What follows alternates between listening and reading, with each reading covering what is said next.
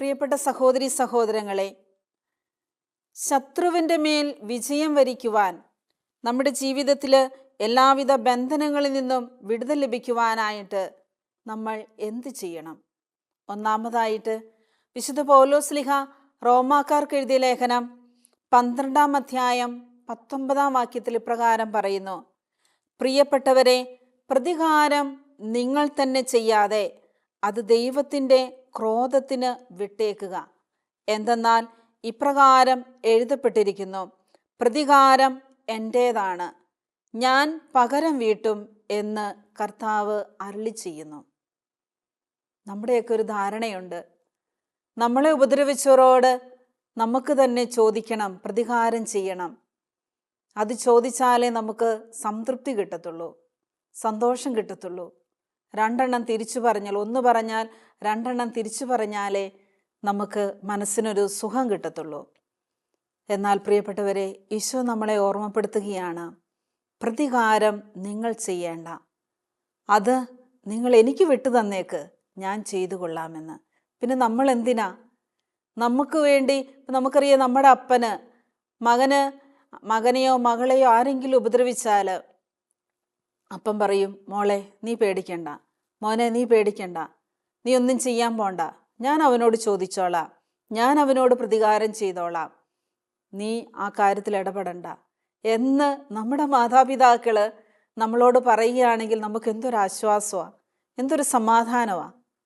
ഇതുപോലെ തന്നെയാണ് നമ്മുടെ സ്വർഗീയ അപ്പച്ചൻ, നമ്മുടെ സ്വർഗീയ പിതാവ് നമ്മളോട് പറയുകയാണ്: മോനെ മോളെ, നീ പ്രതികാരം ചെയ്യാൻ പോകേണ്ട, നിന്റെ ശത്രുവിനോട് നീ പ്രതികാരം ചോദിക്കാൻ പോകേണ്ട.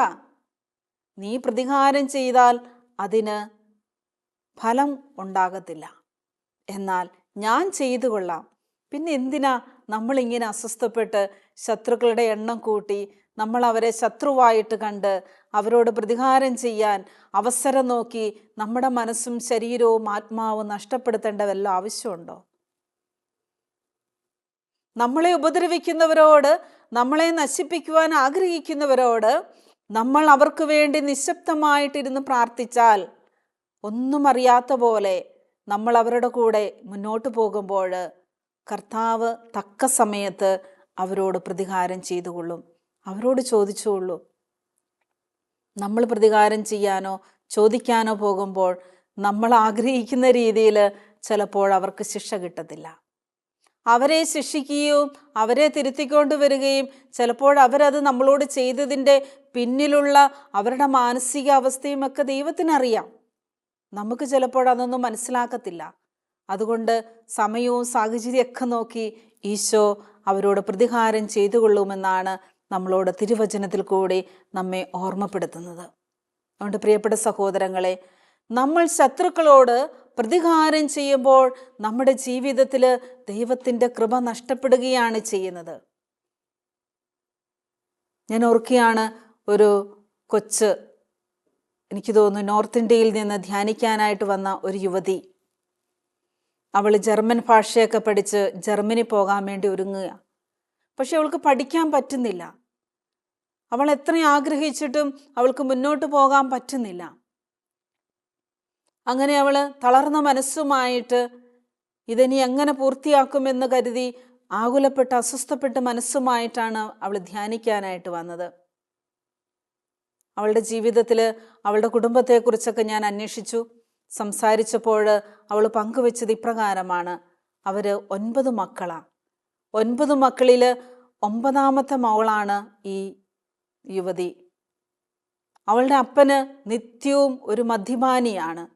ഓർമ്മ വെച്ച നാളു മുതൽ അവൾ കാണുന്നത് അവളുടെ അപ്പൻ മദ്യപിച്ചിട്ട് വന്ന് വീട്ടിലുള്ള അമ്മേനെയും സഹോദരങ്ങളെയൊക്കെ ഉപദ്രവിക്കും.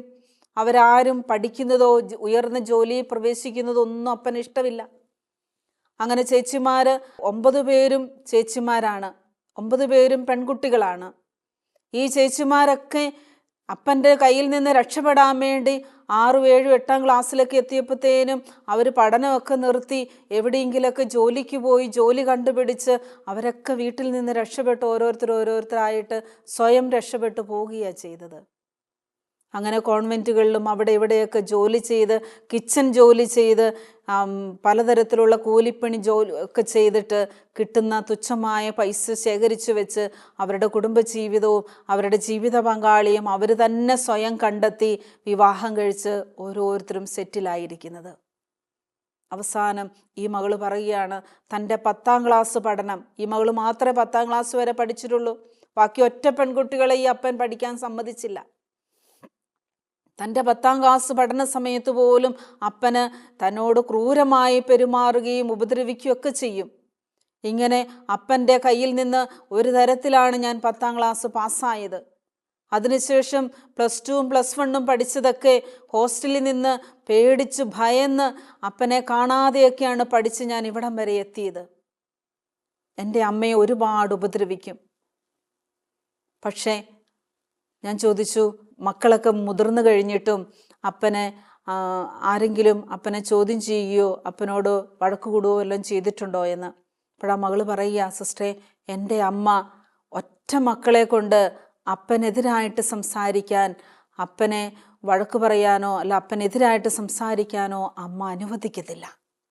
ഇത്രയെല്ലാം ക്രൂരമായിട്ട് എൻ്റെ അപ്പന് എൻ്റെ സഹോദരങ്ങളോടും എന്നോടും എൻ്റെ അമ്മയോടും ചെയ്തിട്ടും എൻ്റെ അമ്മ എൻ്റെ അപ്പനെ ഒരുപാട് റെസ്പെക്റ്റ് ചെയ്യുന്നൊരു വ്യക്തിയാണ്. ചോദ്യം ചെയ്യാനോ ഒന്നും പോകത്തില്ല. അമ്മ ഞങ്ങളുടെ ഇടവക പള്ളിയിൽ ശുശ്രൂഷ ചെയ്യുകയും സങ്കീർത്തിയിലും പൂ വയ്ക്കാനും കുർബാനയ്ക്ക് വിരിച്ചു വയ്ക്കാനൊക്കെ ചെയ്യുന്നത് എൻ്റെ അമ്മയാണ്. പള്ളി അടിച്ചു വാരുകയും വൃത്തിയാക്കുകയൊക്കെ ചെയ്യുന്നത് അമ്മയാണ്. ദിവസവും പള്ളിയിൽ പോകും, പ്രാർത്ഥിക്കും. എൻ്റെ അമ്മയുടെ ഈ ശ്രമിക്കുന്ന സ്നേഹം കണ്ടിട്ട് എനിക്ക് പലപ്പോഴും അതിശയം തോന്നിയിട്ടുണ്ട്. പക്ഷേ സിസ്റ്ററെ, എനിക്ക് പറ്റത്തില്ല. ഞാൻ ദിവസവും രാവിലെ എഴുന്നേറ്റ് അപ്പം കാണാതെ എൻ്റെ വീടിൻ്റെ പുറകുവശത്തുള്ളൊരു കുന്നിൽ പോയി നിന്ന് അവിടെയുള്ള ആ പാറപ്പുറത്തിരുന്ന് ഞാൻ ജപമാല ചൊല്ലി പ്രാർത്ഥിക്കും. അവിടെയാണ് ഞാൻ ആശ്വാസം കണ്ടെത്തുന്നത്. വീട്ടിൽ ജപമാല ചൊല്ലാനോ പ്രാർത്ഥിക്കാനോ ഒന്നും അപ്പൻ സമ്മതിക്കത്തില്ല. സന്ധ്യയായാൽ പിന്നെ മദ്യപാനവും വഴക്കും, അമ്മയുടെ കഴുത്തിന് കുത്തിപ്പിടിക്കും. അമ്മയെ കൊല്ലാൻ പല പ്രാവശ്യം അപ്പൻ ശ്രമിച്ചിട്ടുണ്ട്. അമ്മയ്ക്ക് അപ്പനെ ഭയങ്കര പേടിയാ. ഒറ്റയ്ക്ക് അപ്പൻ്റെ അടുത്തേക്ക് പോലും പോകത്തില്ല. പക്ഷേ ആ സാഹചര്യത്തിലും എൻ്റെ അമ്മ ഈ സഹനങ്ങളെയൊക്കെ സന്തോഷത്തോടുകൂടി സ്വീകരിച്ച് ഞങ്ങളെ ചേർത്ത് പിടിച്ച് ഞങ്ങളെ ആശ്വസിപ്പിക്കും. പക്ഷെ എനിക്ക് പറ്റത്തില്ല സിസ്റ്ററെ, എൻ്റെ അപ്പനോട് ക്ഷമിക്കാൻ എനിക്ക് പറ്റത്തില്ല. ഞാൻ ഈ മോളോട് അപ്പനെക്കുറിച്ച് ചോദിച്ചപ്പോൾ തന്നെ ഈ മകളങ്ങോട്ട് തളർന്നു പോകുക. കയ്യും കാലൊക്കെ അങ്ങ് വിറച്ച് ഐസ് കട്ട പോലെയായി. കരയാൻ നോക്കിയിട്ട് അതിന് കരയാൻ പറ്റുന്നില്ല. പൊട്ടി പൊട്ടി തകർന്നുകയാണ്. ശ്വാസം പോലും നിന്നു പോകുന്ന അനുഭവത്തിലേക്ക് വന്നു.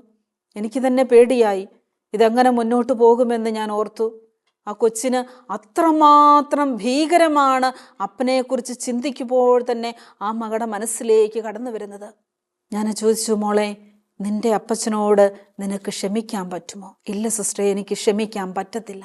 ഞാൻ ചോദിച്ചു, നിനക്ക് ജർമ്മനിക്ക് പോകണ്ടേ? നിനക്ക് പഠിക്കണ്ടേ? ജോലി ചെയ്യണ്ടേ? നിന്റെ കുടുംബത്തെ, നിന്റെ അമ്മയെയൊക്കെ രക്ഷിക്കണ്ടേ?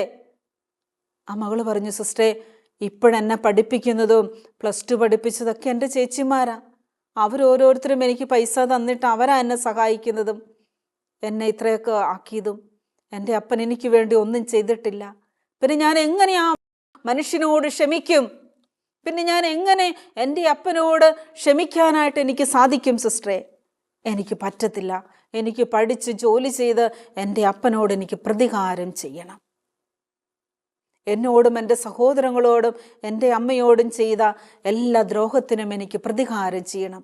അതിനു വേണ്ടിയാ സിസ്റ്ററെ ഞാൻ പഠിക്കുന്നതും പ്രാർത്ഥിക്കുന്നതും. ഞാൻ പറഞ്ഞു, മോളെ, നീ അപ്പനോട് പ്രതികാരം ചെയ്യാൻ വേണ്ടി പ്രാർത്ഥിച്ചാൽ നിൻ്റെ ജീവിതത്തിൽ കർത്താവ് അനുഗ്രഹം വർഷിക്കത്തില്ല. നിനക്ക് പഠിച്ച് രക്ഷപ്പെടാനായിട്ട് നിനക്ക് സാധിക്കത്തില്ല. നിന്റെ ജീവിതത്തിൽ നീ നോക്കുക, ഈ 9 മക്കളുടെയും കാര്യങ്ങൾ അപ്പൻ ഇത്രമാത്രം മദ്യപിച്ചും കുടുംബം നോക്കാതെയും ജീവിച്ചെങ്കിൽ പോലും നിന്റെ സഹോദരങ്ങളൊക്കെ ഇന്ന് നല്ല നിലയിൽ എത്തിയില്ലേ? ആരാണ് അവരെയൊക്കെ രക്ഷിച്ചത്?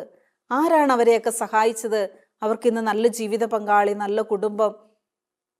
അവർ വളരെ ചെറുപ്പം മുതലേ ഉത്തരവാദിത്വത്തിലേക്കും അധ്വാനത്തിലേക്കൊക്കെ ആ മക്കൾ കടന്നുപോയത് എന്തുകൊണ്ട്? നിന്റെ അപ്പന് ഇന്ന് മദ്യപാനി അല്ലായിരുന്നെങ്കിൽ നിന്റെ ചേച്ചിമാരൊക്കെ രക്ഷപ്പെടുമായിരുന്നോ?